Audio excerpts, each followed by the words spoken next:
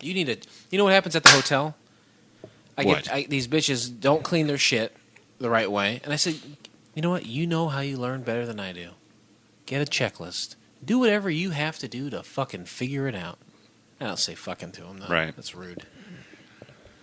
I'll figure it out. Let's do this. Sorry. Do you hate me a lot of times or just sometimes? No, almost all the time. Fakakta Comedy Funhouse Network.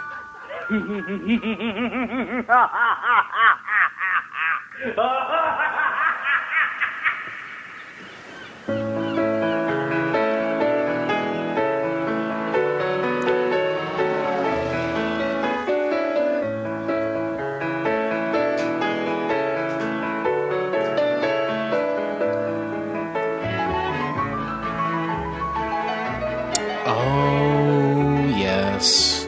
Welcome, all my friends, to Couch Pilots, the show that dares to fly into the unknown territory of awful television pilots of the past. My name is Jason. I'll be your captain this evening. You can also call me the Black Mattress Money. And across from me is my good friend and yours, Blake Clayton. And you can call him Captain Philip Rest Assured. Captain, how are you? I am doing great. I prefer Captain Philip Rest Assured. You've earned it. Yeah, because it's my... I'm incognito sometimes. You know what I mean? When I go out in public, I want to go as Blake Clayton. Right.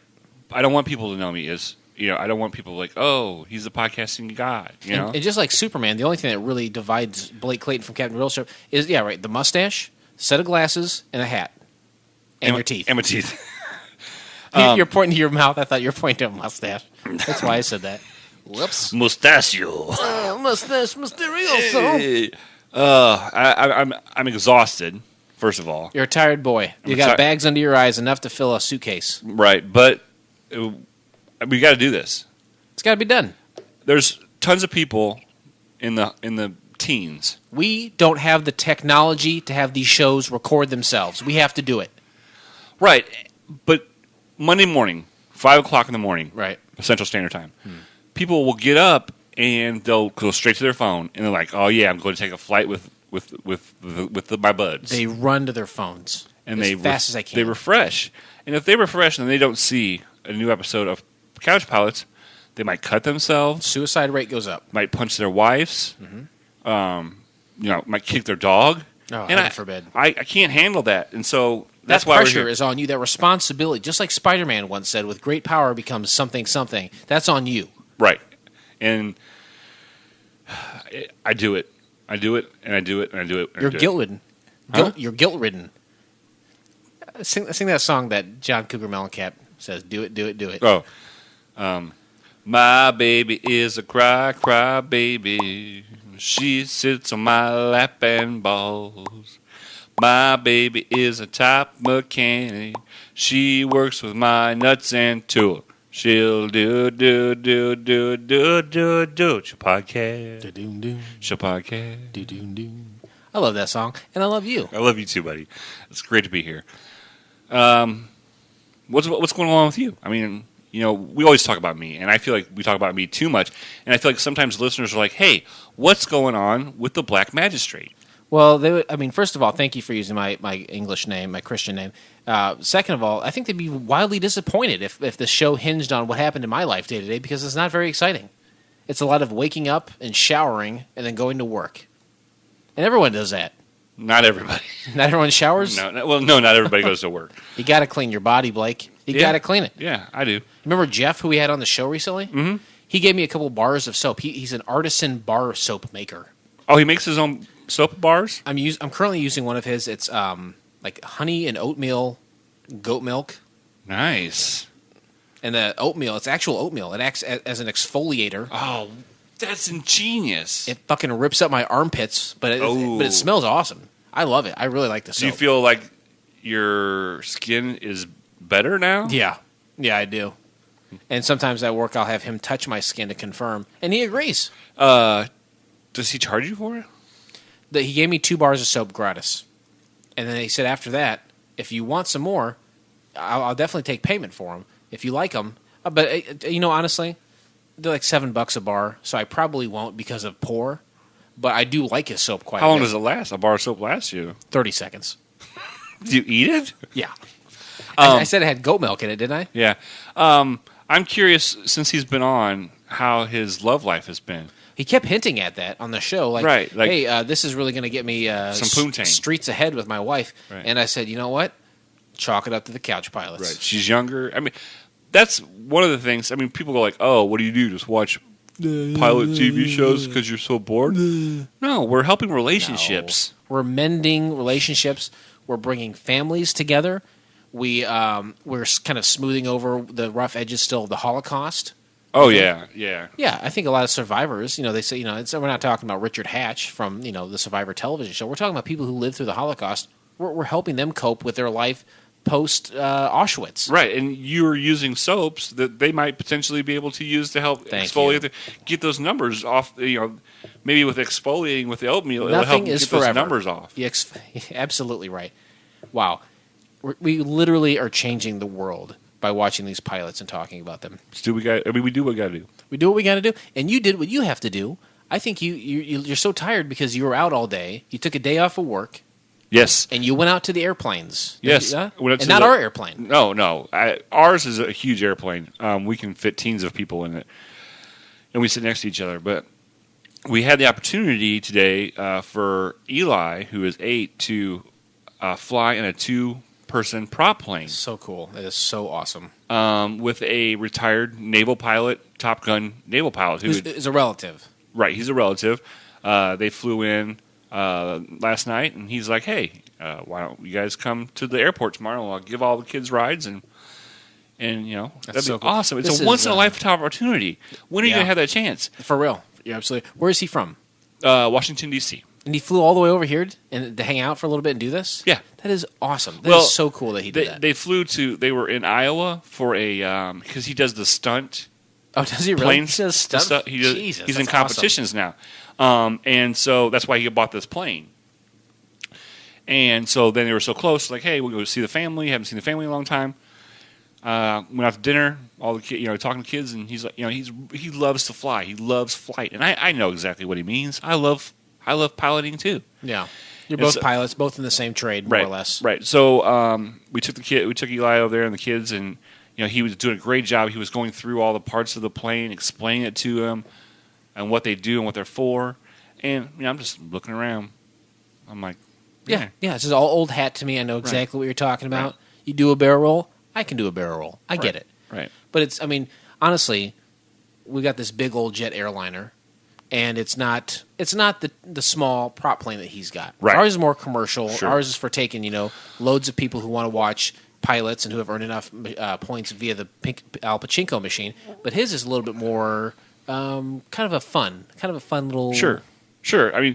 And so he took Eli up, and they did some flew upside down, loop-de-loops upside down. They went straight up and then just kind of hovered and then just did a nosedive, and Eli loved it.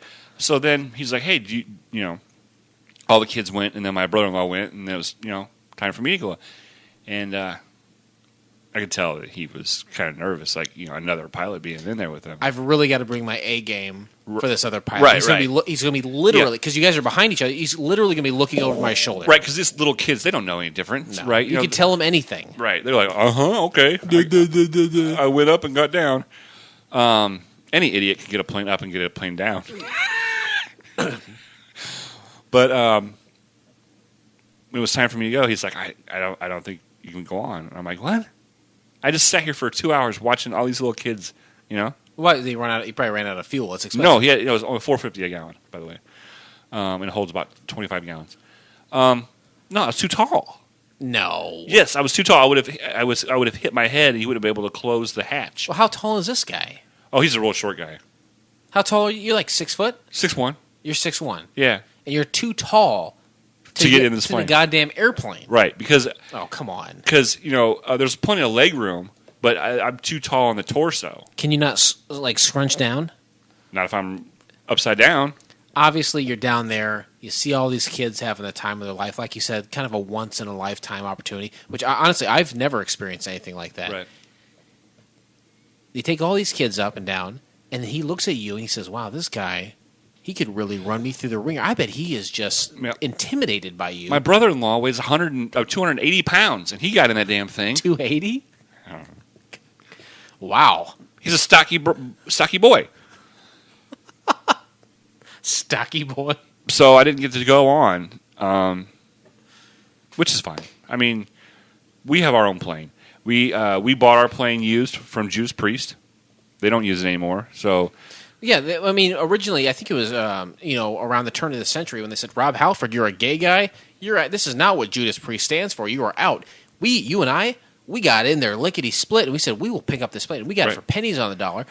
Judas Priest, years later, with Rob Halford, they said, you know what, you're a gay dude, it's okay. People want to hear the music. They got back together. God damn, if they didn't shoot themselves in the leg. We got that plane at a steal, man. Right. And they offered us double of what we bought it for. Yep. And we're like, no, we've already taken the logo off. Get out of town. We've gotten all the shag carpet out of it. Gone. This thing is sleek now. This is, we've got big screen TVs for people to watch these pilot episodes. Yes. We've got big surround sound speakers so they can listen to us as we're flying. We don't mess around. We're not going to redo this all over again. No, we've put our money and our time and our effort into this we plane. put our Judas money Priest. where our podcast is. That's exactly right. Well, I tell you what, let's... I honestly have a million questions for you, but I don't have the time for it. No, we don't have time. So we're going to board the plane here. It's not about us. It's about the passion that only I have. If you want to hear about it, listen to IBWIP. Ladies and gentlemen, the captains have turned on the fasten seatbelt sign. All right. Safety first. And the seatbelts this guy had, I mean, they were over-the-shoulder things. There was like 4 or 5, different claps. We go in, one clamp. There. Right around, just like a seatbelt. This guy had all these apparatus things. Apparati. Yeah. You know what the funny thing is? I'll tell you real quick. He had a parachute. Guess what? The passengers didn't. That's just quite a bit. I really think he probably was intimidated by you. Yep. I mean, look at me. I'm looking. Oh, I'm looking. All right. So what is? You listen to the show and you're like, ooh, couch pilots. I like pilot episodes of TV shows. I like couches or Davenports. Fantastic. But what is your show? What is it all about? All of Hollywood's greatest stars have an arc to their career. The beginnings and endings to many of them can often be found on television, but not all television is created equal. In fact, some of the biggest names in the business were part of these unsuccessful shows that we're talking about, and nothing is less successful than only one episode. Captain Rest Assured and I constantly search out these bombs, and we share them with you, our big-name celebrities or not. Whether they have them or not, we're sharing them with you. We're not blinded by Joey Lawrence, Mason Reese. Let's close the book. We see a pilot as a pilot. Yeah, I mean, have we had a pilot with Leonard Nimoy? Damn right. Yeah, you bet. First one ever. How about Jack Black? Sure. Great Hollywood A-lister, but that doesn't matter to us. To us, all of these pilots, one episode created equal. Yep. We see them; they're black and white, just like the Indians. Just like the Indians once said. Created equals, black and white. So what are we watching today? Today we discuss the pilot episode of The Robinsons from the year of our Lord, 2000, and also 4. 2004. Yes. Great year. It was a good year for the Roses. We really should have just let that go. Some might say that. Some might say we should let it go, or some might say it was a good year for the Roses. Both. I am one of those. I was 23 when the show came out. I was an extremely impressionable young man. At this point, I may have just found out that I was going to have a baby on the way. Really? Wow. and then the scars on my wrist would show my reaction to that. How old were you? 29. I was just about to hit that big 3-0. Now, would you say your life changed dramatically at 30? Yes. Me too. I would say that as well. Yeah, definitely. For the better? Oh, see, now this is where our paths diverge. Oh, you think it's gone downhill? Oh, my God, yes. Oh, I'm sorry. I am a shell of a man. Buddy. 2004. Yeah. Here's some things that happened that year. What? This is what I want you to do. If you're listening to this show right now, even if you're on the treadmill and you need to be looking where you're going, close your eyes. Close your eyes. Get yourself into a deep meditative state. Thank you. That was perfect. Set the tone. And put yourself in the mind frame of someone from 2004. Queen Elizabeth II, christens the RMS Queen Mary 2 cruise liner, Nice. currently the largest ocean liner in the world. Amazing. Have you ever been on a cruise? Yes, I have. My second wedding, that's where I went on the honeymoon. Where did you go? Cozumel, Mexico. Did you fly down to like Florida or somewhere? We flew out of Indianapolis into Tampa Bay, Okay. and then we took a limousine from Tampa Bay Airport straight to the cruise ship. How was the cruise? For somebody who had never been on a plane, for whoever never seen the ocean, it was a huge deal. You can eat anytime you want, but when you can play shuffleboard, you can do all kinds of stuff. It's neat, but I don't more than 5 days. More than 5 days, it would be the stupidest thing in the world. Did you stop at different ports along the way? Stopped at a couple ports, swam with stingrays, went to Cozumel, got some Cuban cigars. That's pretty bitchin'. Yeah, I smuggled them back into the United States, 2 boxes. I've never been on a cruise. I don't even think I've seen a cruise liner on the Oh, water. humongous. I can't. To me, it sounds like a skyscraper, like someone like Paul Bunyan chopped one over and it just fell into the water. Mm-hmm. I can't imagine how. Like, I see pictures and I can't picture it. Sure. I cannot understand. I can't conceptualize what a skyscraper in the water would look like. Well, as soon as you walk in, you instantly just forget you're on a cruise ship. You just think you're in a whole different world. You know what I mean? Because it's all self-sufficient inside there. There's restaurants, there's it's theaters. its own city. It's a city on It's water. a floating city. Mm-hmm. Incredible. The CIA admits there was no imminent threat from weapons of mass destruction before 2003 invasion of Iraq. Then why did we go? If you knew about it, if you knew there wasn't, and you were going, oil. It was oil. Always about the oil. WMDs, we were just talking about this in the last episode. They're like, hey, you know what? This is why we're going to war. And a mere 12 months later or less. Oops. Well, I guess there's no weapons. Well, we're in here now. We're here now, so we might as well stay. You fucking idiots. This country sucks. The Statue of Liberty is reopened to the public. Have you ever been to the Statue of Liberty? No, I have not. I've never been to New York City. Get a rope. Have you been? I drove through New York once. Actually, twice, because I went to Long Island and then back from Long Island. So I went through New York City. I never stopped in. Do you have any desire to go to Ellis Island? No. No. New York City makes me very nervous. Because of all the busyness? All the busyness, all the the potential for What's that? rape and murder and Yeah. pickpocketing, and the threat of being talked into a timeshare. All those things make me fucking nervous. It would be neat if you could tell me, hey, we're gonna fly this plane. Like if we flew this plane like right outside and just like took a ferry over to the Statue of Liberty, Sure. then took the ferry back to the airport and then left, I'm fine. Let's go. What about one of those planes that land on water? And then you can pull up... Hovercraft? Yeah. G.I. Joe hovercraft? Yeah. What about a hovercraft? I'm in just for the hovercraft ride. Stop trying to sell me a goddamn timeshare. I wonder if you get timeshare in the torch of the Statue of Liberty. Excuse me. This is our month. Excuse me. Hello. It's like Airbnb for That's right. The Statue of Liberty is the Airbnb. Why'd they reopen it? Why'd they close it down? I don't Make know. repairs? I don't know. This is a copy and paste job. Fucking hovercraft floating around. Martha Stewart is convicted of a felony and sentenced to 5 months in prison. Which prison for her is like a 3-star hotel. Is that, and also it's like a gay guy going to real prison because gay guys love to get effed in their A's, and Martha Stewart, quite gay.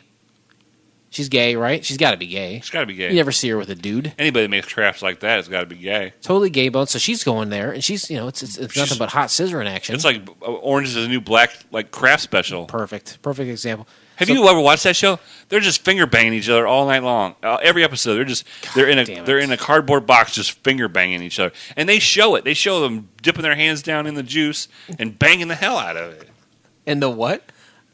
Banging it in the juice. Juice. Dewey's in the juice. You banging the juice. This really actually pisses me off quite a bit because I used to casually sleep with this girl, and she would watch that show, but never once during my viewing of that show was there any finger banging action, and that is infuriating. I never watched any of it, and just recently I watched 4 episodes, and all 4 of those episodes, there was finger banging. Forward those blue links to me, please. Will do. First same-sex marriage performed in Massachusetts. Great. All for it. Who cares? If you want to be miserable like we are. Yeah, that's exactly right. It's like, this is proof positive that gay people are as stupid as straight people. Right. That's what this is. That's equality right there. You guys are just as dumb as we are. Yeah. They want the tax write-off and Way insurance. to go, gay guys and broads. Make the same mistake everyone else is making. You had a golden opportunity to have a good life, and you squandered it away. Blew it. Here's 2 things. Spider-Man 2, the movie came out with Tobey Maguire. That was a good movie. Is that where he kissed that girl when he was upside down? That was the first Oh. one. This is with Dr. Octopus. Oh, Doc Ock. Yeah, that was cool. And then you've got, here's one example of a band that I pulled. The Darkness. Do you remember them? Uh-uh. I believe in a thing called love. That's the rhythm of the heart. Wow. Remember that? Yeah, I remember it. It's kind of they were trying a revival of like hair band kind of rock from the 80s, but this was obviously 2004. I think they had some success and then immediately disappeared. Of course. Off the face of the earth. One hit wonder, my friend. And with that, why did we choose the Robinsons? There's 3 reasons why we chose them. Uno, dos, tres. Uno? Okay, we'll start Trace first. Whoa. That's a big nipple. Oh, sorry. Trace, it was free. We didn't have to pay anything for it. Dos, we found it. And Yep. Uno, the most important one, it was a failed pilot and never went to Sirius. Only 1 episode was made. And those are the 3. That's all we need.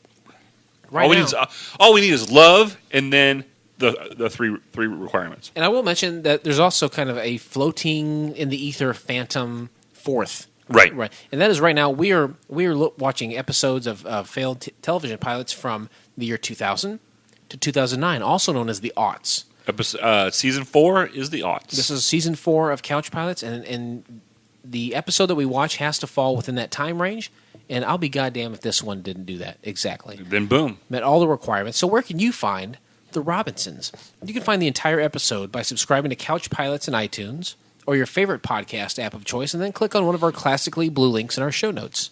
Or go to YouTube and search The Robinsons Lost in Space, and you'll see it in 5 sexy red-hot parts. Oh, yeah. I'm going to be honest with you. There's been a couple of pilots that we've watched that have been in segments on YouTube. Sure. I'm not going to lie. It helps me. It helps you. I like it. I don't feel... I feel like it goes faster. It doesn't. Quite literally, it's the opposite, but you feel like it goes faster. Right. It just feels better, and I like to watch them in segments like that. Is it perhaps you're so conditioned to watch TV with commercial breaks that it feels more natural to you? Could be. All right, let's take off. Take off to the great wide north. Take off. Flight attendants, prepare for takeoff, please. See you later, Tarmac John. Tarmac John, you're looking great. Well toned. He's got his beach bod out and ready to go, waving those golden clones. Have you guys went to any more summer parties? We did. We went to a luau last week. A luau? A luau to you, sir. And it was John's responsibility to bring the stuck pig, the one that we bury and ultimately eat. And he did. He had it right over his shoulder. That wow. I bet that pig weighs 350 pounds because they're so dense. The strength. And then you add the apple, it makes it super heavy. The apple, you add another 18 ounces, easy. And he carried that over there. He dug the hole himself. He didn't have a shovel. He just got down like a dog and just... Are you serious? Yes, I'm dead serious. My God. The strength in that man. And I'll be damned if we didn't feast like kings that whole night at that luau. Did you guys get lucky? I'm not going to lie to you. I struck out, but he walked out of there. I didn't see what happened afterwards. I never got confirmation. But he walked out of that party, arm around 2 women. He had poontang to the left of him? And directly to the right. Wow. Summary of the pilot. Here, in the year 1980, or not 19 at all, in the year 2082, Colonel John Robinson and his dysfunctional family are one of the few families chosen to be part of a space program that is heading toward a planet called Nova with a young military figure named Don West, only to find themselves lost in space. Great summary. Great summary to a reboot of a classic series. Sure. What else do you need to know? Nothing. Well, we're going to give you about an hour's more worth of content. Okay. So. All right. Interesting facts. Glad I wrote stuff down. Okay, yeah, throw all that shit away. We're done. I got a new notebook. Funny you mention that. I'm down to my last few pages of my notebook, and I'm going to sell this on eBay for $2,500. Yeah, Surprise price. Yeah, damn it. I might just do Surprise. it. Folks, if you send us an email at couchpilotspodcast@gmail.com and request us to look at your points to see if you have enough for a surprise prize, you might get an autographed notes from the Black Magistrate himself. These are the honest to goodness notes that we take while watching these podcasts and deliver them to you. Meow. I am pushing the beer away. It is activated inside my body. Interesting facts. This is the section of the show where we pull the curtain back, we take a look behind there and say, hey, what was happening behind the scenes after the fact? You know, what information came out about this show?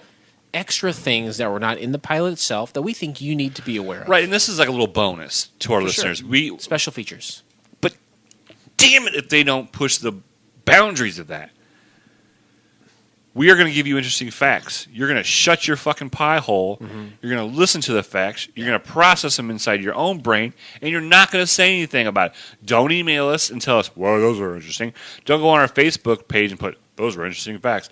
Do not go on our Twitter page at Couch Pilots Pod and put, hey, season 4, episode 6 or 5, interesting facts. Don't do it. That's all. Just go ahead. Here's the thing. I get so fucking mad about this. The section of the show is called Interesting Facts. The facts we present are true. The end. Right. Take them in, absorb them, build your character, become a better person, become a more knowledgeable being, whatever it is. But don't you dare tell us what you think. No, sit your kids down at the dinner table and say, hey, here's some facts. Nothing you say is going to change whether or not these are true. You could be like, hey, that fact sucks. So what? Right. It's not going to be erased from the annals of history now. I'm sorry. You and I both get worked up. It's a service to you, the listener. Don't abuse it. It's a service to you, the listener. Thank you. We don't have to do these. We already know them. We choose to do this. This unaired pilot was not picked up for a series. First of all, that's one of our requirements. We know that already. Right. A remake of the 1965 Lost in Space television series. We know that. Probably had a pretty good idea about that. Directed by legendary Chinaman action director John Woo. Amazing. You know John Woo? He did Face Off. Remember Face Off Yep. with Nick Cage? Mm-hmm. And he also did John Travolta was in that too, right? He absolutely was. Also, he directed Mission Impossible 2 with Tom Cruise. That was the one where he was hanging off that rock. Remember that? Yeah. Didn't he do Mighty Ducks 2? He did Mighty Ducks 2, 3, and he did the animated television series. He directed all those too. When the pilot failed to generate a series, the set of the Jupiter 2 spacecraft was sold to the production of Battlestar Galactica from 2004 for use as the set of the Battlestar Pegasus. How about that? That's a fact. Fact it up. Hey, you know what? Chalk that up to a fact. That's a fact that most people wouldn't know unless they listen to the show. Without a doubt. The head of the robot from the original television series can be seen behind Will Robinson when his family came to see the robot he was currently building. That was towards the beginning of the episode. He was in his little lab. Right, but you know what? The only reason I noticed it is because I had read this fact beforehand. Okay. So don't worry. Here's a goof. And again, after having read this, we'll play heavily into not only my rating, but also the review of the show in general. Here's a goof. When Will and David are threatened to get blown into outer space, they seem to be suspended in midair, just grabbing some handle. However, Will's cables are clearly visible in 2 or 3 shots. The wires are temporarily, the wires and the temporary music tracks would have been removed if this pilot would have been picked up. And thank God, because it's not 2 or 3 times; it's like 6 or 7 times. Right. When I saw it, I was like, did somehow some gas cables or oxygen cables surround him? I didn't understand. It's like those cables were John Woo's niece, and he decided to feature them in that scene. You know, right. It was unbelievable how much they were shown. End of interesting facts. Thank you. That's all I can say is thank you. That's all I should say. Do you feel good? I feel amazing. You look great. I like the 2 shirts with the 2 different colors. It's hot, but I'm wearing 2 shirts. Is it because you might get lucky? It's because no, I am going to get lucky later tonight, but I'll be taking a shower before that. You'd be taking a shower before you get lucky? Right. Or maybe even with the person who I'll be lucky with. We'll see. Really? Yeah, that's already happened once. Things are happening with me. Things are happening right now for the Black Magistrate. How does that discussion happen? Like, About hey, a shower? We both stink. Or, hey, I'm not having sex with you until I shower. You better do it too. She is. She's the type of person that I attract, and is that she has got low self-esteem. So she knows going into it, I've got to cleanse my body. Not that I've said anything or would ever say anything, but that's just the kind of person. We are set out to attract certain types of people. And she comes in here and says, you know what? We can get down to Funky Town, but I got to, scrub downtown Julie Brown first. Right, sure. I said, go right ahead. And hey, I might jump in there and join you. And you know what? Fun ensues. This is my life. You're getting a look behind the curtain of my life. Interesting or not. Have you kissed her back to back? That's what I want to know. No. I saved that for you and you only. Okay, I'm just making sure. You're trying to trick me there. I was going to be jealous, but... The Robinsons. Let's break down the pilot. Lost in Space, Chicago, 2097. They're at a banquet, and they say, hey, you know what? In 2082, aliens attacked the Earth, and Colonel John Robinson right here, he saved the planet. Single-handedly, this Marine Corps captain... He's a legend. ...is a legend. John Robinson, come on down. Give a speech. He's a war hero. Him and his family, they moved around a lot. Sure. Just like any military brat. It happens a lot. Yeah. Even in space. Everyone's at this thing except they got a baby, and the baby's not there. The baby's at home. Right. So everyone's at this kind of this banquet or this ballroom, kind of honoring John and talking about this upcoming program that they're going to be involved with, leaving Earth to start a farming colony on a different planet or a different space station or something. And while there, he's got an older son named David, I believe. Yes. And he's got a daughter named Judy. But I cannot tell who's older. If one is older. I think David is Okay. older. He's got a younger boy, Will. Love Will. And they got a baby named Penny, I believe. Yeah. And everyone's there except the baby. They're all having an okay time. They're like, you know what? Our childhood's kind of sucked. We've been moved around all of our lives. And then Judy, she makes eye contact with this smoking hot dude across the room, Don West. Don West. But I find very quickly that Dave is a big whiny bitch. He's moping around during his dad's commencement speech, Yeah. And he's just, and then Judy comes over and says, wow, life was so rough. Wah, you fucking butt Look cracks. around the country, look around the world, look around the galaxy. People would kill to be in your spot. Exactly. Are you having a picture-perfect, ideal childhood? No, but who does? My dad wasn't around all the time. He was busy saving the fucking planet that I live on. Boo-hoo. The night ends, and the next morning, they're at the Robinson residence where everything's pretty much empty because it's moving day. They're leaving. They're moving to Nova. I find that looking around their kitchen, looking around their house in general, this is 70 years, 80 years from right now when we're recording this. It does not look like that. No, not at all. It looks like it was about when it was recorded, about 10, 20 years ago. Exactly. Because there's nothing of any kind of high tech. In the future, what I expect... Everything, every door is going up and down or sideways automatically. Every wall is a monitor that I touch to change the color of the wall. Don't stop farting into the mic.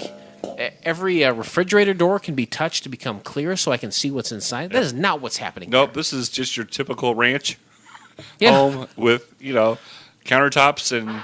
oh, Jesus. Whoa. I think there's a gas leak. There's a glitch in the system. Jeez. Sorry. Mayday, we're going down. Mayday. Anyway, so they're cleaning up, and then my mom steps out of the kitchen, and then Judy creeps in. She's been out the night before. She's still in her dress. She's been hanging out with Don West all night. Yes, she's... and she's... This is another example, like Holly Weird. They show us a girl coming out of a high school, show us upskirt, they show us her boobs hanging out. I'm like, am I supposed to be rock hard or not? I don't know how old this girl is. Right. I don't know how Judy is. I don't know how old she is, but I am as hard as a diamond at this point. Right.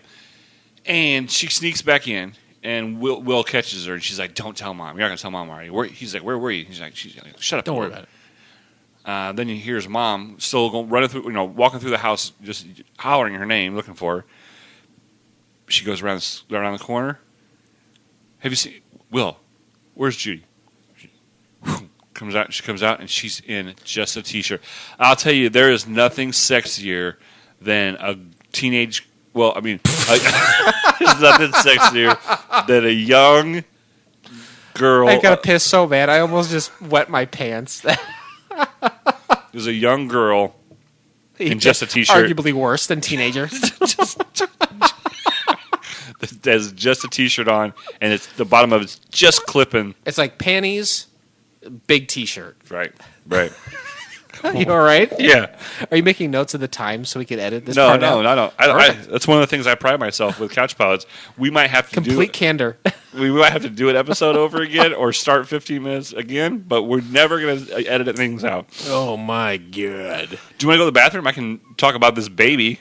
Yeah, talk about the baby while I take a huge piss. Okay, so they're having the discussion about moving. They're moving to Nova, which is a farming colony, and they go downstairs and they see in the garage there's this flashing lights and and they're like, oh my gosh, and they're like, get John. The wife's like, get John. So the whole family goes over into the garage, and they come and they sneak around. They think there's something going on, and there's a robot. And this is, again, where you would see from the interesting facts, you can see the old robot head from the original series. So Will's making this robot because and his mom's like, why are you making this robot? And he says, because kids pick on me, it's going to protect me. The mother then becomes very, very upset. We can't move. My son is so scared of bullies. Even in the year 2097, there's bullies. That he has to build a robot to protect him. And she's super mad, and she's trying to unpack stuff. Her husband, John's, packing stuff back up. And finally, he smoozes her. He's like, we got to go this place. You're a great doctor. We need a great doctor on Nova for the farming colony. You're beautiful. So he's sweet to talk to her. So the next shot is the whole family getting ready to leave. And the mom walks in with just your normal, average, everyday car seat. Just flinging it around because you know why? You can't see a baby in this car seat. So this is the baby's first appearance, and it's still not even really there. They're like, you know what? We got to get going. The movers are going to be here. We're going to Nova. They're going to Nova. No one's excited.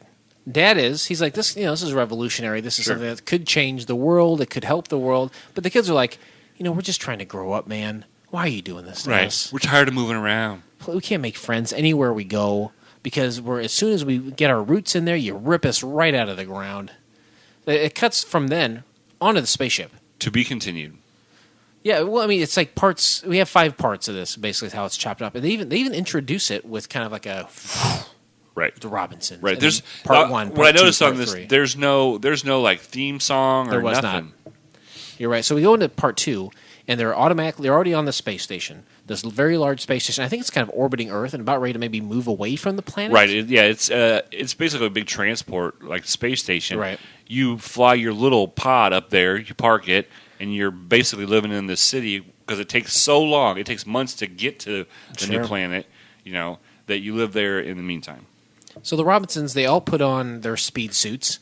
Everyone's wearing the same gray one-piece suit. Right, but for some reason, they always have them unbuttoned, and it just goes over their, leaves one boob showing on every female. The only one I noticed that on was the mom, but you're saying that was for every woman? And the daughter, too, and even the guys were. Really? Yeah. Just Okay. one boob just showing. Something about the mom stuck out at me, and I was like, it looks like her boob's just hanging out there. I thought her mom was the kind of girl that you probably go to Pound Town with.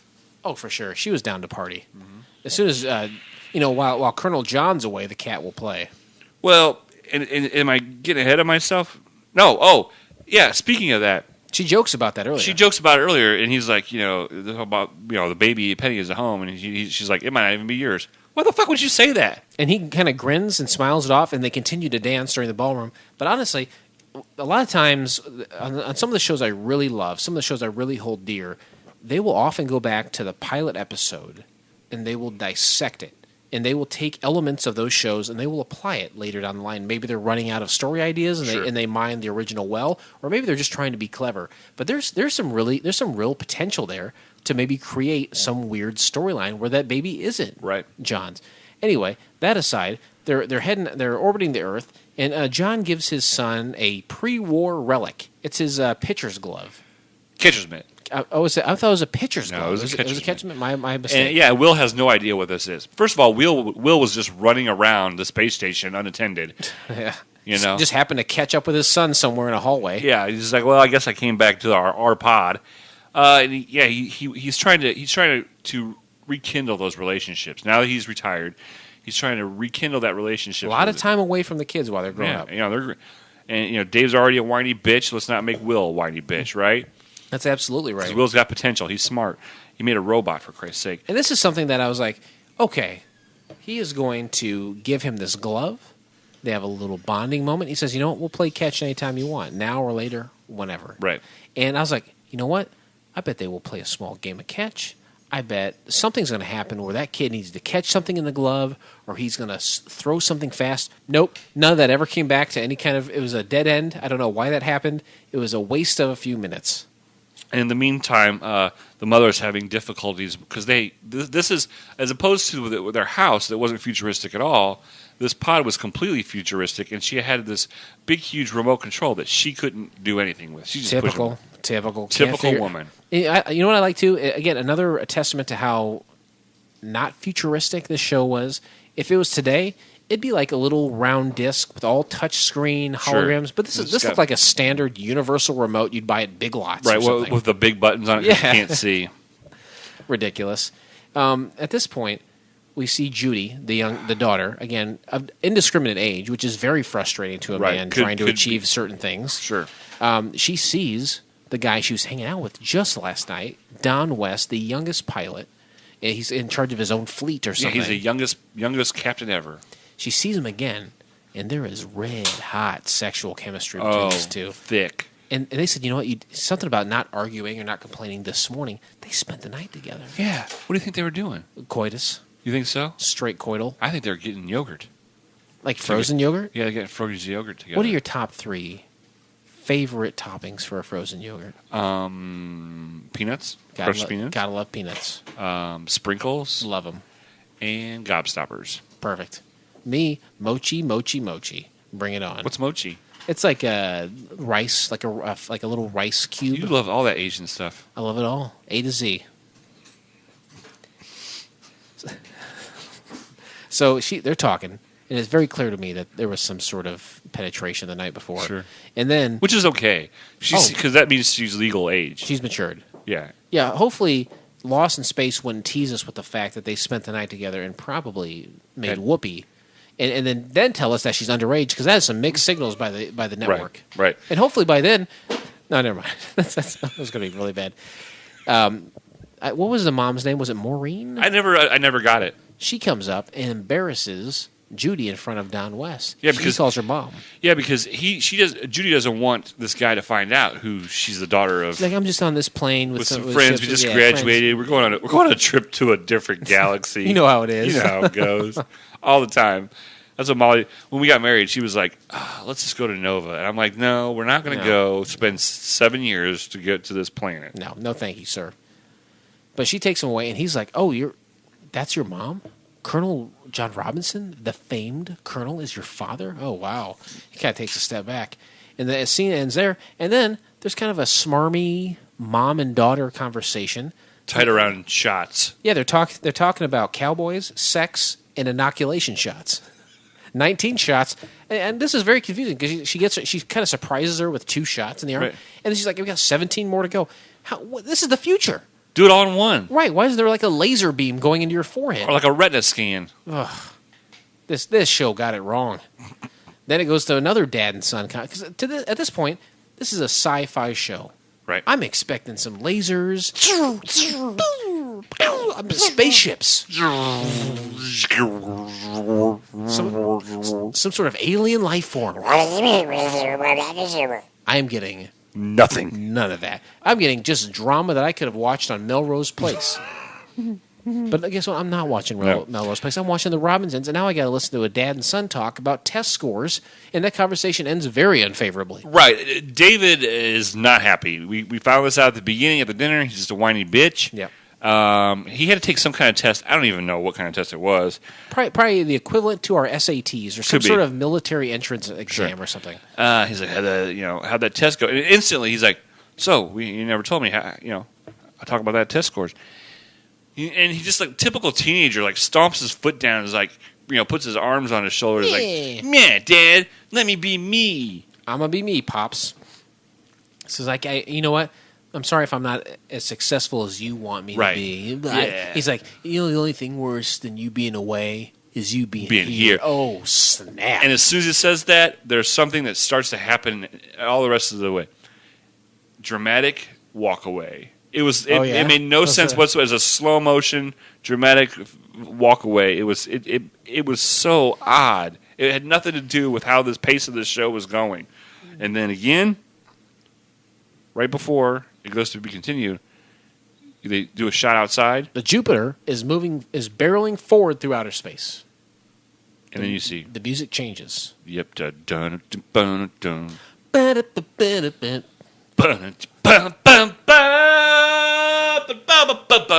Not quite like that, but then you see the Phantom like reappearing, like how all like in Star Trek, all the Khan, like Wrath of Khan people, like their spaceship just showed up out of nowhere, like using some sort of cloaking device, right? And that's what this one. And they always shimmer a little bit. Sure, this one shimmers. They shimmer, they shake, they make the earthquake. I don't know what that's from. Shania Twain. No, I don't listen to that. And then the camera zooms in on this shimmering cloaking device, and I'll be goddamned if it's not some scary ass aliens. It's about time. It's about time. Let's get this party started. Boom, commercial break. Boom, they're out of it. Husband and wife now are talking. It feels like they're going every scene, just kind of coupling up different members of the family, having these really kind of intense and drama-ridden conversations. Husband and wife are talking about how to handle David. Yeah, we got this kid. We don't want him to turn to heroin. Says, what are we going to do? She says, John, you weren't there for a lot of these kids growing up. You got to tell them you're proud of them. Yeah, you got to He's obviously getting beaten down. Just say I love you. Say My dad's never said I love you. Look at me. I'm fine. Hey, Blake, I love you. I love you. And I hope you... Did your dad ever tell you he loved you? Every day. Really? Look at how you ended up. So, basically, it doesn't matter. It doesn't matter. You're both you're gonna be ending up in a kitchen somewhere doing a goddamn podcast, whether your dad loves you or not. So he goes off to tell his son. So that scene ends, and then it picks back up with Don West. He says, he says to Judy, you know what? I had a great time last night. Yeah.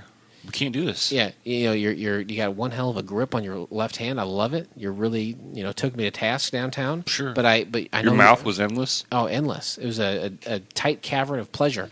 But your father, I respect him too much. I don't want to get in the way of that. I'm afraid of him. He could ruin my career. Without a doubt. If he sees me plugging you, he's gonna ruin my career as a pilot. I'm the youngest pilot captain ever. I think you're great. I respect your father. I can't do this. I apologize. I'm sorry. I'm out. To me, it's about flying. Flying is what matters. He made the right choice. There's space whores every corner. Oh, yeah. Every corner of the galaxy. There's something to dip your wick in. You don't need the girl right there whose father can end your career. Mm-mm. He did the smart thing. He's got drama from it. He just sees the drama. I say save your drama for your llama, or save your drama for your mama. Please do us that one favor. Come on, listeners, save your drama for your mama. Step up to the plate and save all of your drama for your mama. Call your mama on the phone and say, "Mama, I got drama." John then catches up with David and tries to tell him he's proud of him, but then he's immediately sequestered to by the Jupiter's captain. And again, Jupiter is the name of the space station. Right. The captain says, "Hey, I need to talk to you." And he says to his son Will, the youngling, says, "Hey, why don't you come with me?" Because David doesn't want to go. Yeah, David says, "Dad, I don't want to." Will's like, "All right, I'll go with you. That's cool." Now all these, it's not only that one spacecraft, but it's a bunch of alien spacecrafts. They're all moving in. They're putting something up on the screen so they can't see anything. It doesn't help moving slowly. It doesn't make a difference, kid. It just puts more time on the video that you're creeping through behind people. He's talking to you, sir. What a joy. I can't wait to have another child. Are you planning on it anytime soon? I mean, I can't plan. You never plan a mistake. Now the stewardess comes in. She's mad as heck. She's about ready to hit him in the face. And I'm like, don't hit the kid. She looks good, doesn't she? She looks fantastic. Oh, jeez. Oh boy, this is my favorite part of the show. It's where I get a rub down from the stewardess. She's never done that to me once. We've been married. We've been together for 5 years. She's never rubbed my shoulders. Not gonna lie to you, it's fantastic. She knows what she's doing. She's done it a million times. Why don't you ask her to take a shower with you? I might. That might be happening later. Remember, when I'm dead, she's all yours. Good. I will give you my property. I'll take it. I don't think I'm as big. I don't think I'm as well endowed as you, but that's something she'll have to come to terms with. Oh yeah, property. In the year 2097, you're my property. At this point, John attempts to help the captain because he's like you said. There's something on the screen. The aliens are projecting some sort of holographic image to confuse the ship. And he says, "You know what? Take those down. This is an old alien trick. Put your windows up." Yeah, like you're in this big, huge ship, and you're out looking out the windows. You're looking through a monitor. Oh, hey, push the button. The blinds go up. Boy, and there's a whole bunch. Like as soon as the blinds go up, there's just tons of alien ships. It's like, oh wow, look at all this stuff happening. We got to move right now. And then it cuts away from that back to Judy. She's trying to save her relationship with Don, and he shoots her down again. He's like, "No, I'm serious. I didn't get to where I was from banging broads 10 at a time for a dime. I'm here because I'm a capable pilot leading crews of people through successful missions. I don't need you. You're a dime a dozen, lady." Right, you're going to clog up my brain. Yeah, no thank you. No. I will pass. The alien attack begins. Passengers are directed to their pods, and he says, "Prepare to abandon ship." Yep, and John's like, "Will, go get your sister and your brother. Get back to the pod with your mother." Robinsons assemble. They're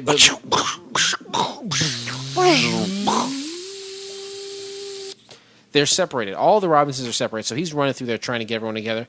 And Don, it's so funny. This is probably my favorite part of the whole episode.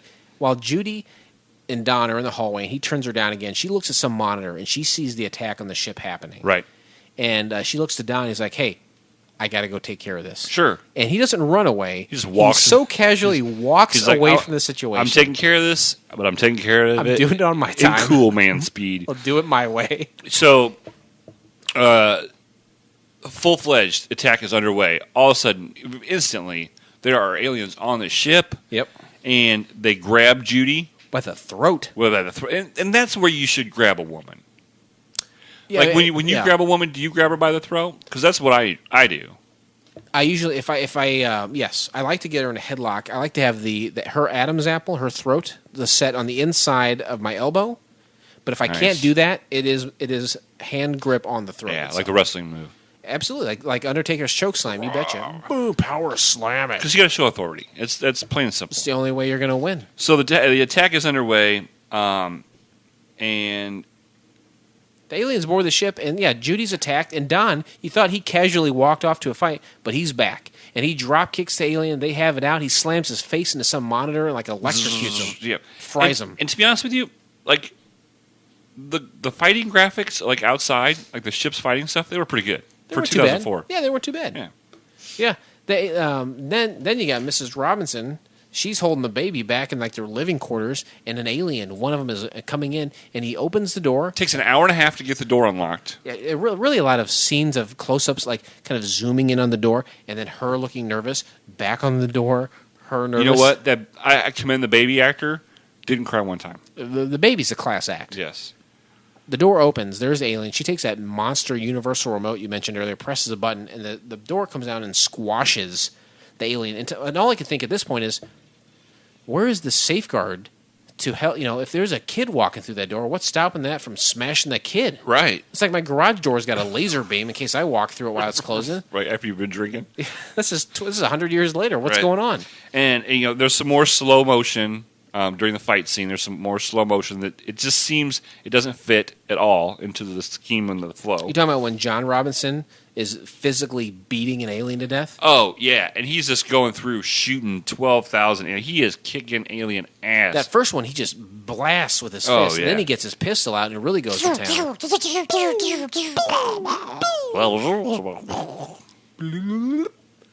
After a brief firefight, all the Robinsons, except Will, are reunited, again, in the living quarter, getting ready to take the pod out of there. Where's Will? Oh, my God. And then in the monitor, you see Will being carried away by one of these aliens. It's about time. Well, I got to tell you, the best thing about the aliens is that they're fully clothed. They don't look like it. It blends in with their skin, but they're wearing clothes. How often do I see an intelligent alien race completely naked? Oh, all Put the time. some clothes on. Yeah, it's like you guys making these spaceships that cloak. You can maybe put on a cloak. Put on a pair of boxer briefs or something. Oh, I love boxer briefs. Love 'em. Oh, You get it's the only thing I wear. You get the security of a boxer, but the casuality of a brief. Right, exactly. I love it. So they're taking him away. John, the father, again, Colonel John, is in hot pursuit. He comes up on him, he blasts a couple guys, and then he takes a severed arm that's got a knife in it or something, and he decapitates the one that's holding the Will. And they're like, we got to get out of here. But it's too late. They get on board, and their son, they find out, the oldest son, David, has already gone out to look for him, and he's still out there. And the launch sequence is in full effect. They're launching. There's nothing they can do now. Nope. They're just... To get in that pod, they already had to do some overwriting. Oh, yeah. If you- And power overriding. We didn't even talk about that extra... Oh, that hasn't happened yet. And, you know, they override just to get in there. You think lightning's going to strike twice for the No. Robinsons? I don't think No. so. And it doesn't. No. Poor David is left on the ship. He's surrounded by aliens. And this is my rule of thumb for any show, forever and ever. If you don't see the person die, they're not dead. Right. And so, Typical horror movie yeah, etiquette. you got to see them take their last breath. You even got to see God handshaking them as they arrive to heaven. And if you don't see that, then they're not dead. And such is the case, I personally believe, while I'm not vindicated, and never will be because there's only one episode, Sure. we see the pod with all the Robinsons, minus David, and Don West leaving, and then you see the rest of the ship kind of explode. Yeah. And the mom just looks out into the window and is like, she's like looking at it. You can see in her eyes, I've lost one of my sons. Yeah. The whiny one, but I lost one anyway. I lost arguably the worst of the Robinson clan. Right. If nothing else, I see this as a blessing and not a curse. Don West pilots the escape pod, and Will says, you know what? We got to activate this robot that I brought along with Yeah, me. because the dad's like, we need more power to get away from these guys. These aliens have good ships. We got this escape pod. You Yeah. know, we need more power. We need more power. We need more power. We need more power. Will's like, you know what? I got your power right here. I brought this big, huge case along. Opens it up. It's the robot. He puts in programs. Hey, extra power, full power. The robot comes up. Danger, Christopher Robin. He's like, or Will Robin. Danger, Will Robin. He's like, yes, lots of danger. Do it. Full power. And they fly into this weird vortex, and they It was like a space tornado. yeah. They talked about it earlier, but I didn't make a note of it. I put energy field, black hole, space Sure. anomaly. I don't know what it was. Anomalous. Anomalous. Zach Galifianakis.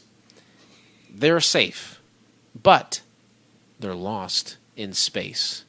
John says, we need to check, says to West, he says, hey, we got to survey what's going on. And then he's like, you know what? We got no power. We got no fuel. Just a little bit of food and water. And they're like, are we going to die up here? And John says,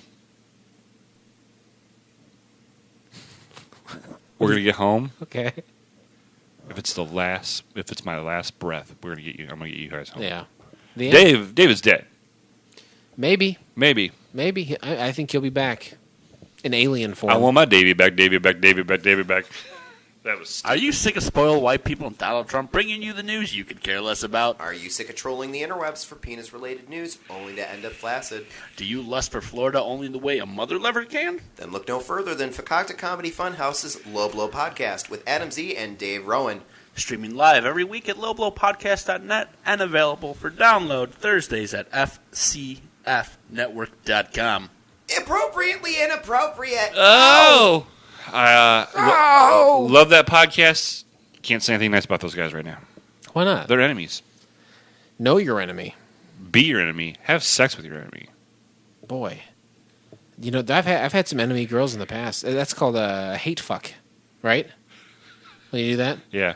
It's supposed to be up there, like in the scale of sexual activity, you know, like revenge sex or Yep. like makeup sex, you know, Or like when they conjugal visit sex. What was the one you were doing? A handshake? No. The handshake sex. I love handshake sex. I was like, baby, strip down because we are shaking hands. No, but like the euphoric like asphyxiation. Oh, autoerotic Yeah, asphyxiation. it's the same. You know, those are the same kind of things. It's like just that's so much just bestiality in there. I think you are not choosing your words correctly. I meant for the beast in us. Right. The beast- Unleashing the primal Thank you. sexuality that is within all of us. See, Not fucking an animal. Not doing that at all.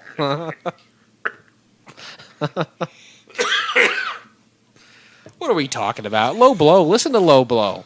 Check them out online. Go to the FCFnetwork.com. Links to all their social media. Links to their iTunes page. Subscribe to the show. Leave a comment. Leave a message. Talk to those boys. They're fun having fellas. hopefully by the release of this one, we'll have our new show art, which is drawn by me, but made awesome by Photoshop. MZ. Yeah. I saw kind of an early cut of it. It looks Yeah, really cool. looks I'm great. excited to have that be a part of the He said lore. he would only charge us $1 million. Whoops. All right. Boy, that burp worked, but this show didn't. Please remain seated as we are now crossing a zone of turbulence. One and done. That's what I always say. If I'm going to start a cult of personality, I'm the cult of personality. like Joseph Stalin and Gandhi, right? WLBD. Oh, what was it? Who sang that? Not Color Me Bad. In living color. In Living Color Me Bad. That's right. I'm sorry. Love that song. Did not love the show. I don't think I cared for this very much.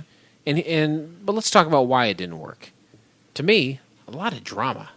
A couple of weeks ago, we watched and talked about Constant Pain, and it may not have been an actual pilot in the sense that it was a full episode. I felt like it was more of. I felt that was look at what this show is capable of. Look at what it could be someday, and that's what I feel like should have happened here. But I feel like this is a mid-season episode of the show where there's a lot of drama they're trying to work out. When that's not how you capture the hearts and imaginations of those around Sure. you. You want to show a lot of action. We're in outer space, for God's sakes. It's a sci-fi. Mm-hmm. It's got you. Why don't you give me all the alien stuff and the explosions at the beginning? Sure. And sprinkle in the drama. Don't give me basically three-fourths of a show of drama and 1/4 of the show aliens, cool aliens. Reverse that. Yeah, we want to see a lot of action. We want to see some cool weaponry. We want to see some aliens, some cool boobs. spacecraft. Give us a big fat tit. I don't care. Tiat. If this had survived, I think there's a lot of potential here. Sure. When you open up space, It's endless. it virtually is endless. So the sky is quite literally the limit. Mm-hmm. You could do almost anything you want. There's a lot of opportunity here. And I mentioned, I think, in a previous episode that sometimes a license or a known entity or a known property like Lost in Space can help or hinder a situation. And to me, there was a shitty movie made, I think it was what had like William Hurt. Was it Joey Lawrence? Joey Lawrence? No, not Joey. Matt LeBlanc, who played Joey. LeBlanc? Matt LeBlanc, Freedom Oh, Fries. this is later on. There was a Joey Lawrence one earlier on. Of what? Of Lost in Space? I think so. I do not remember that at all. This is like 98. Sure. This came out. So we got William Hurt. You got LeBlanc. Matt LeBlanc. You got Lacey Chabert from Party of Five, who is smoking hot. And they made a shitty film version of Lost in Space. Mm-hmm. And that may have hurt this show. That may have hurt this because it had a bad stink on it. That may have Stinky hurt this. leg? What's that? The stinky leg? I can never keep up with all the new dance moves. The stinky leg? I whip my nene. What would you like to Whip. see? Okay. This show is Stinky leg. quite Stinky literally leg. built on the back of his songs. What would you do? Or would you like to see this gone? Are we turbulence? We got some turbulence here. Yeah, it was more action, less drama. Why don't you tell us the story and show us the issues that they're having as we continue this story, as the series continues? Give us a little taste, but you know what? Give us the action first. Give us Will getting kidnapped by the alien right off the bat. By the time there's some action in here, I am sound Oh, asleep. I'm snoring all damn day. Every damn day. Bitches. Wow. Well, let's take this in for a final descent. Do it. Ladies and gentlemen, as we start our descent, please make sure your seat backs and tray tables are in their full upright position. IMDb score 6 Out of? out of 10. IMDb a 6 out of 10. Viewer reviews. Tell me some reviews. What a twist regarding the son, David. And I will say this, before we even get into this, you got Down West and you got David, seemingly of very comparable ages. So it makes sense to dismiss one of them. Yep. 10 out of 10 scars from this person. This is Normando from the United States. But with a name like that, I would wonder if he's from south of the border or illegal in the United States. I purchased this in-aired. It says in-aired. No, it's unaired pilot. Well, guy. if you say it in Spanish, it makes I sense. purchased this unaired pilot. Yeah, there you go. See? And after watching this, I found myself wanting to watch more. I cannot believe this was never picked up. The actors could not have been a better bunch for this series, and so once again, the Robinsons are lost in space without an ending at all. You need to watch this incredible version of a sci-fi drama. I thought it had more depth than the new Battlestar Galactica. The characters are more believable and family-oriented. I really enjoyed watching this pilot. The twist at the end was very unexpected, and the second brother, David. Now I can see that this could be the beginning of a whole new Lost in Space quest. John Woo, you are without a doubt the best. Woo, woo, woo, woo, woo. Gets us fired up. Sick on, girl. Woo. Slam it, girl. Woo. Slam it, girl. Woo. Lost in Space. This could have been interesting. 4 out of 10 scars from Mandemus from the Armory in Ape City, which I don't think either of those are real things.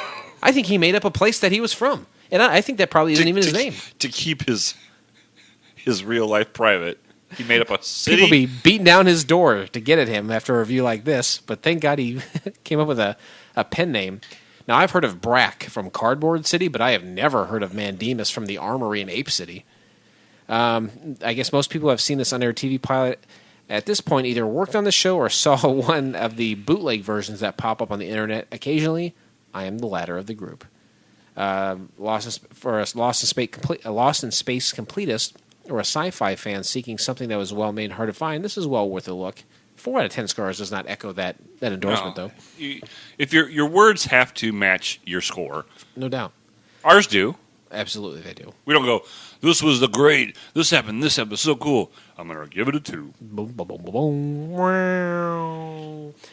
Will I live long enough to see somebody do the show right? 3 out of 10 scars from Thomas Vale from Cleveland. The wait continues for those who love early episodes of Lost in Space from 1965 and want more. Meh. 6 out of 10 scars from WW Gray II. I'm not even going to read his. We're not plugging anybody tonight. Loved it. 9 out of 10 scars from Tracy_Hannon from the United States of America. I grew up watching the series. I was very anxious to watch this, and after doing so, I have to say I hated to see that it was over. So someone really liked it. Unwatchably bad. 1 out of 10 scars from Unwatchably bad. Tamaka Linus from Chicago, Illinois. Tamaka, you... No. Go ahead. You set him straight. Listen rest here. assured. Tamaka, you obviously don't watch very many very many pilot episodes of anything. This is not a 1 out of 10. Okay, I don't care what if there was a buxom blonde in it, for Christ's sake. I thought another reboot who was barely of age. She was a good looking girl. I thought that another reboot couldn't possibly be any worse than the original campy series or the campy 90s movie, which we mentioned. I was wrong. The first 3 segments are all about the teenagers insufferably whining. Yes. There's no action at all during this part, nor are the characters doing anything to make us root for them. It's all a bad, cliche family drama stuff. You know what? Tamaka Laka, I do agree with some of this, but to me, it doesn't warrant a 1. Yeah. Tamaka Laka. Tamaka Laka, ding listen, dong. Let me talk to her so she can understand what we're saying. Okay.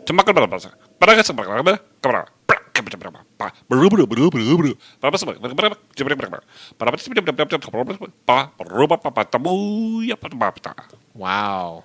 A little treat for Told her. A little treat for the listeners. No need to get picked up. 4 out of 10 scars from Thomas from Berlin, Germany. I'm so happy this wasn't picked up. 3 out of 10 scars from Joseph Godfrey from the U.S. 9 out of 10 scars. 5 out of 10. This is kind of all over the board. Yeah. And it nestles safely at a 6, which makes sense based off of these ratings here. Let's land this plane. Landing. Ladies and gentlemen, welcome to FCF Airport. Local time is 11:11, and the temperature is 69 degrees. For your safety and comfort, please remain seated with your seatbelt fastened until the captains turn off the fasten seatbelt sign. When we took off, I turned to get our flight plan, and I hurt my neck. It hurt super bad. It made the headphones seem to weigh hundreds of pounds right now. Oh, my God. So, I mean, thank God you're bringing this down because I'm in some serious pain. Well, here's the thing. I take the plane up and I take it down, and you do all the stuff in the middle. I'm in constant pain. You're in constant pain? Wow. What score would you give your pain? My pain? Yeah. On a 1 to 7? Right. About a 5. And what score would you give Lost in Space, The Robinsons? About a 5. Oh, you give it a 5? Yeah. No. I'm sorry. The pain shot up. I'll give it a 4. 4, okay. Yeah. I think I'm actually going to go one lower than this. Really? Okay. I'm going to give this a 3. Too much drama. To me, there were some sets in there that may have been worth a little money. It looked like they put some money into this pilot, but it was too drama oriented. Yeah. You can get away with that later this season or maybe the second season, but people, you need to grab them by the gonads, and this did not happen. Grab them by the throat. Right. If we learn nothing from the aliens grabbing Judy, until you hear that pop. That's kind of weak. There we go. Oh, that's the one I like. Antonio Scarpacci, number 3. Mild-mannered, differential, and hopelessly romantic. That's what you get from me, Lost in Space, The Robinsons, sorry. And you say number 4? Yep. You're a straight shooter right down the middle. Joe Hackett. He's a good dude. Yeah, I was impressed. The graphics and the explosions and the aliens, they were cool. Yeah. For 2004, we've seen worse. Yeah, graphically, they did all right. Story-wise, I don't know. I need a little bit more. That baby did such a good job. Incredible baby. Boy, do I love babies. And with that, and with our ratings, we close the book on The Robinsons. See you later, The Robinsons. Sayonara, suckers. Hola. Como Luenos. Buenos dias. Ohio! And we close the book never to open it again. Never. On The Robinsons. There's no need to. But that's okay, because we're not done. You are having all sorts of mic trouble tonight. We're not done. We're going to keep moving. Every week there's a new adventure waiting for us, unlike all of these shows before us who had ventures maybe planned out, but they never got to fulfill them. Right. Those pilots can live vicariously through us. Please join us next time when we watch the pilot episode of Global Frequency. Here's a little something to wet your whistle. The global frequency is everywhere and nowhere, and it's mankind's best defense against everything that occurs outside our peripheral vision. Oh boy, I'm going to have to pay attention. You can find the entire episode by subscribing to Couch Pilots in iTunes or your favorite podcast app of choice, and then click on one of our classically blue links in our show notes. Or go to screencrush.com and search Global Frequency. Crush that screen. Crush that screen. Hey. Don't watch pilots without us telling you what's cool. Or maybe you want to tell us what's cool, and you can do that by sending us an email at couchpilotspodcast@gmail.com. Go to our Twitter page, Couch Pilots Pod. Go to our Facebook page. Go to FCFnetwork.com. Take the FCF Network Challenge. Do it. Do it. Listen to all the episodes. Subscribe. Leave us ratings. And honestly, seriously, more than anything else, tell a friend. Nothing says more. And it's not even just podcasts. It's, hey, you know what? I got the new Double Down sandwich from KFC. Right. You should totally try this. Or I check out these awesome shoes I got. Telling people spreads the word better than anything else. Right. We both spend a lot of time on promoting the show via social media, but really it's all about having somebody say, "Hey, buddy. Hey, buddy. I like this podcast, buddy." Yeah, you're right. We can spend a lot of time on this, and it will get us somewhere, but not near as much as if our frequent flyers who are earning points on that pachinko machine week after week are out there telling their friends and family members about the show. Consider this podcast a piece of glitter. Please. Shake your friend's hand. Pass along that glitter to someone else. Yep. Get your friend divorced from his wife because he thinks he's cheating on her with another podcast. Yeah, perfect. Wow. Anything else you'd like to say to our fans? Anything about the show? One last peek into that book of the Robinsons before we close it forever. The mom was good looking. The mom was definitely doable. The mom and the daughter, I tell you what. The mom had sign large me up. breasts. Yeah. Daughter, nice butt. She had big breasts too. I was noticing at one point where like she was just so thin and she just had big, fat, juicy milk bags. Love them. Love them too. Wow. We love our listeners just as much as we love milk bags. Yeah, I agree. This pilot may have been rough, but it's always a smooth flight here on Couch Pilots. Thanks everyone, and we'll see you next time. I love you. I love you. Part of you. On behalf of Couch Pilots and the entire crew, we'd like to thank you for joining us on this trip, and we are looking forward to seeing you on board again in the near future. Have a nice day.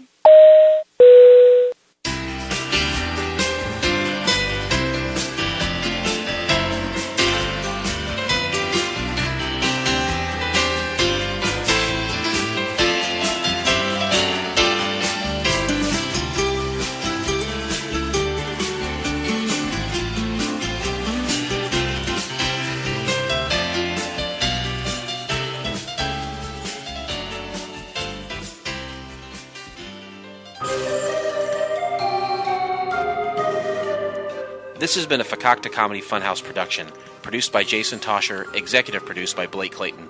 For more information and content, go to fcfnetwork.com.